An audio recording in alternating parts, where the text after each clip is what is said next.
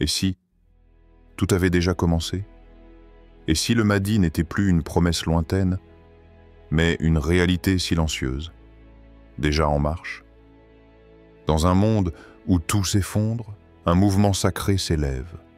Des hommes, des femmes, des jeunes, partout sur Terre, ressentent un appel qu'ils ne peuvent expliquer. Ce n'est pas un mythe, ce n'est pas de la fiction, c'est le réveil d'une époque. Et toi, que feras-tu quand le silence se brisera? Prépare-toi. Ce que tu vas entendre pourrait changer ta vision du monde. Pour toujours. 1. Le silence avant la tempête. Un mystère dissimulé, il est des vérités qu'Allah voile jusqu'au moment opportun. Des vérités qui ne peuvent éclater que lorsque les cœurs sont prêts, lorsque les âmes sont mûres, lorsque le tumulte du monde s'apaise enfin dans le silence intérieur. Il y a, quelque part, une préparation invisible, une mission qui se met en place dans l'ombre, pas dans les palais, ni dans les assemblées de ce monde, mais dans les cœurs, dans les veillées de ceux qui veillent encore. Aujourd'hui, un nom revient, comme un écho dans les prières nocturnes, comme un secret que l'on murmure à ceux qui savent écouter. Ce nom, c'est Al-Mahdi. Beaucoup l'attendent, comme on attend un miracle tombé du ciel. Mais peu comprennent que le Mahdi n'attend plus. Il avance, il agit, silencieusement, guidé par Allah. Et plus choquant encore, il est déjà en lien avec certaines nations, non par stratégie politique, non par conquête militaire, mais par guidance spirituelle, par un souffle qu'on ne peut voir, mais que certains sentent. Plan sur une vieille carte du monde, des lumières s'allument doucement sur certaines régions. Ces nations ne font pas de déclarations, elles ne tweetent pas. Mais dans leurs conseils secrets, certains dirigeants ont vu des signes. Certains ont été touchés par une force invisible, un rêve récurrent, un message qui revient. Préparez-vous. Dans une région oubliée du Levant vivait un berger, simple, anonyme, quelqu'un que le monde ne regarde pas. Un soir, alors qu'il gardait ses bêtes sous un ciel étoilé, un homme s'approcha. Il parlait peu, mais il priait longtemps. Le berger racontera plus tard que sa voix semblait contenir 1000 années de sagesse. Avant de partir, l'homme lui dit « Prépare-toi. Tu verras de ton vivant un homme qui rassemblera ceux que le monde a dispersés. Il viendra avec le cœur du prophète, mais personne ne le reconnaîtra au début. » Puis il disparut. Ni trace, ni nom, seulement ce regard et cette certitude laissée dans le cœur du berger. Quelques semaines plus tard, l'homme avait disparu comme il était venu. Mais le berger, lui, avait changé à jamais. Et toi, oui, toi qui regardes cette vidéo, si le Mahdi était déjà à l'œuvre, dans le silence, le reconnaîtrais-tu? Ou serais-tu trop occupé par le bruit de tes notifications, trop distrait par les projecteurs du monde pour voir la lumière intérieure qui se lève déjà? Le Mahdi n'apparaîtra pas avec une annonce sur les chaînes de télévision. Il n'aura pas de logo, ni de slogan. Il se lèvera comme un souffle dans l'aube, et seuls ceux dont le cœur est éveillé verront ce qui est en train d'arriver. Dans la sagesse islamique, il est dit « Allah prend le commandement de ses serviteurs en secret, puis le rend manifeste quand l'heure est venue. » Cela signifie que les plus grandes révolutions spirituelles ne commencent pas avec des épées ou des drapeaux, mais avec une larme, un frisson, une vision. Elles naissent dans les cœurs comme une graine invisible. Et quand le moment est venu, le monde entier en ressent le tremblement. Ce moment, peut-être que nous y sommes déjà, mais seuls les cœurs préparés entendront le silence avant la tempête. 2. Les nations silencieuses. Une alliance de l'invisible. Certains pensent que le Mahdi viendra seul, un homme isolé, surgissant de nulle part, sans lien, sans réseau, sans alliance. Mais cela, c'est une erreur de perspective. Car depuis des siècles, les anciens récits et les textes oubliés murmurent autre chose. Ils parlent d'un réseau d'âmes éveillées, disséminées dans des nations inattendues.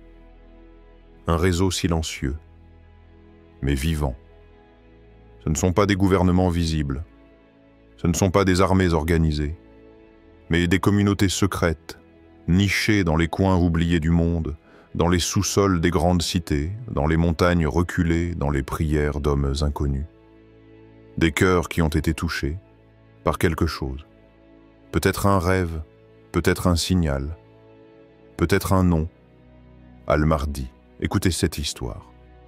Elle n'a jamais été rapportée dans les journaux, mais elle circule parmi les soufis, les voyageurs, les veilleurs de nuit. En Asie centrale, dans une ville universitaire, un groupe de jeunes étudiants brillants étudiait la théologie islamique. Ils étaient prometteurs, ambitieux. Certains voulaient en devenir imams, d'autres chercheurs.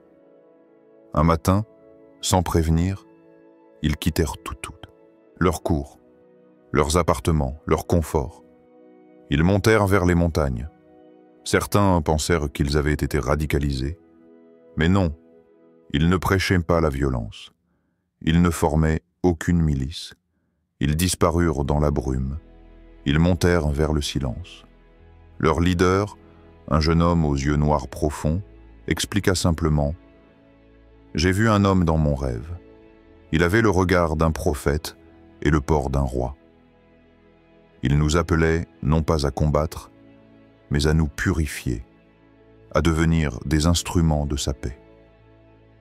Ils vivent aujourd'hui dans les hauteurs, sans électricité, sans Internet, dans la prière continue. Leur seul lien avec le monde extérieur, une vieille femme, Pekom, qui leur monte du pain chaque semaine.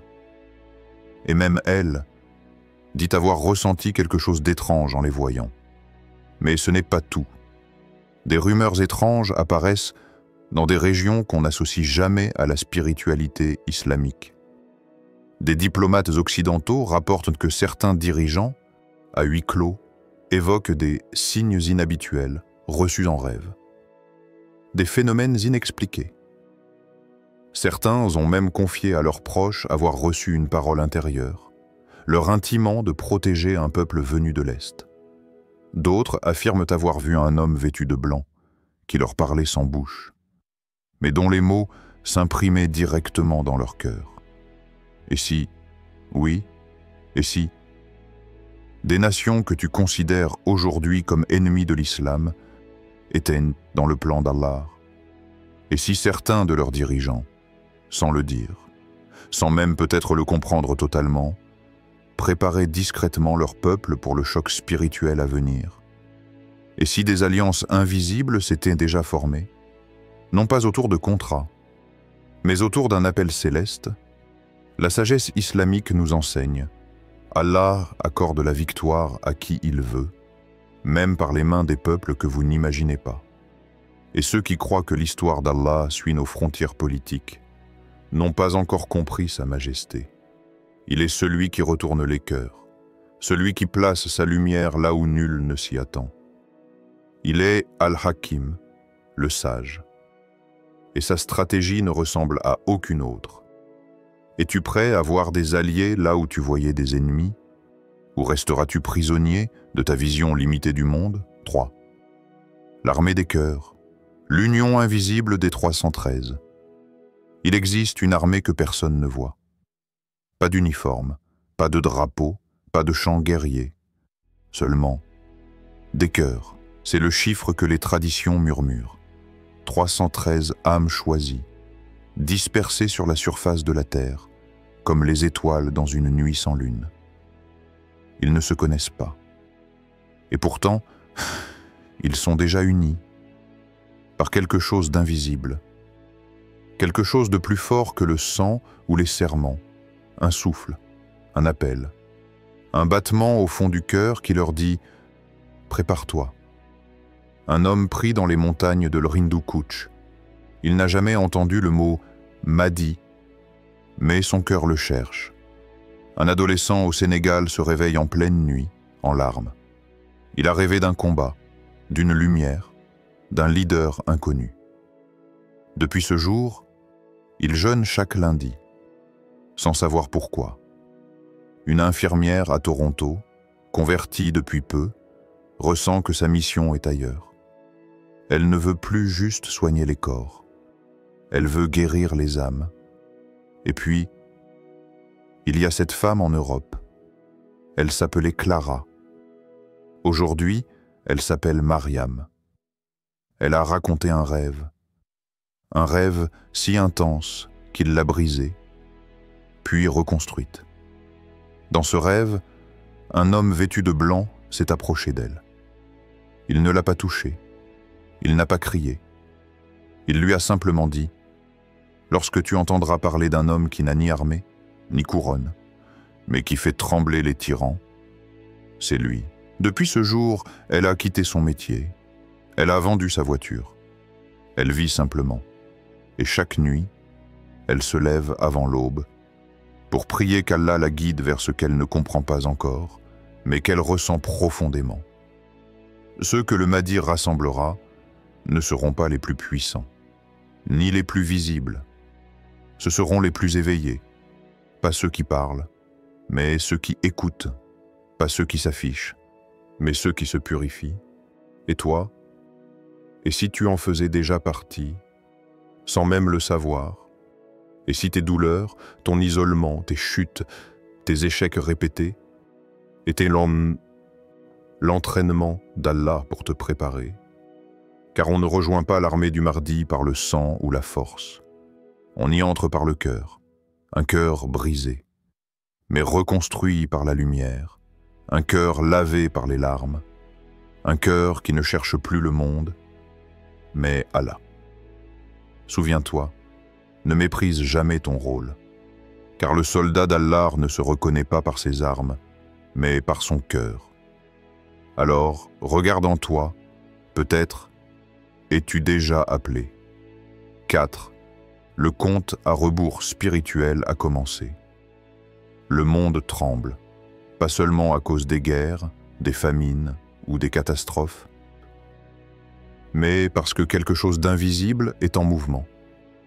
Les alliances visibles se fissurent, les trônes tombent, les discours sonnent creux, les dirigeants se regardent, mais ne voient rien. Car ce qui se prépare ne se voit pas. Le Mahdi ne viendra pas au sommet de la paix. Il viendra dans le vacarme du chaos, au cœur du tumulte, au bord de l'effondrement. Et ce chaos, nous y sommes déjà. Alors ceux qui attendent un miracle de feu, un éclair dans le ciel, une voix venue des cieux, n'ont pas compris. Le véritable compte à rebours ne commence pas dans les journaux, mais dans ton cœur. C'est ce frisson que tu ressens parfois, sans raison. Ce pincement en écoutant un verset. Ce regard qui se perd dans les étoiles, à chercher un sens. Cette tristesse profonde, pas pour toi, mais pour ce monde qui oublie. Ce n'est pas une mélancolie, ce n'est pas une faiblesse. C'est un appel doux, mais ferme. Un rappel discret, mais insistant. C'est Allah qui te dit « Prépare-toi ». Dans un petit village, quelque part en Turquie, un vieil homme vit seul. Il ne parle presque jamais. Mais depuis des années, chaque matin, il plante un olivier. Un, puis un autre, puis un autre. 313 exactement. Quand on lui demande « Pourquoi autant? Pour qui ?» Il sourit. Puis il répond simplement « Un jour viendra où 313 âmes viendront à Damas, et le monde changera. » Puis il retourne à ses arbres, et il continue à creuser. Alors toi, oui, toi qui écoutes, te lèveras-tu quand le temps viendra? Ou resteras-tu parmi ceux qui attendent encore un signe spectaculaire, alors que le véritable miracle se produit chaque nuit, dans ton cœur, quand il pleure Allah en silence? Le Mahdi n'a pas besoin d'observateurs. Il a besoin de compagnons. Pas ceux qui applaudissent, mais ceux qui prient. Pas ceux qui se montrent, mais ceux qui se purifient. Le compte à rebours a commencé. Il n'est pas marqué par les horloges, mais par les sincérités qui montent vers le ciel, par les repentirs nocturnes, par les larmes discrètes, par les cœurs qui se réveillent enfin. Et dans ce silence sacré, le Mahdi approche. Lorsque le cœur est prêt, le Mahdi n'est plus une légende. Il devient un appel. Et peut-être qu'il t'a déjà appelé. Ce n'est pas un hasard si tu as regardé cette vidéo jusqu'au bout. Ce n'est pas une simple coïncidence. Peut-être que ton cœur a été désigné. Le Mahdi ne cherche pas des suiveurs. Il cherche des cœurs prêts, des âmes qui purifient leur intention, des âmes qui prient, qui espèrent et qui se lèvent. Le compte à rebours a commencé. Alors, ne ferme pas cette vidéo comme on tourne une page. Garde ce message en toi. Prie, médite et demande à Allah: si je dois faire partie de ceux que tu as choisis, alors guide-moi, purifie-moi et prépare-moi. Le silence de ce monde est peut-être le cri d'Allah à ton âme.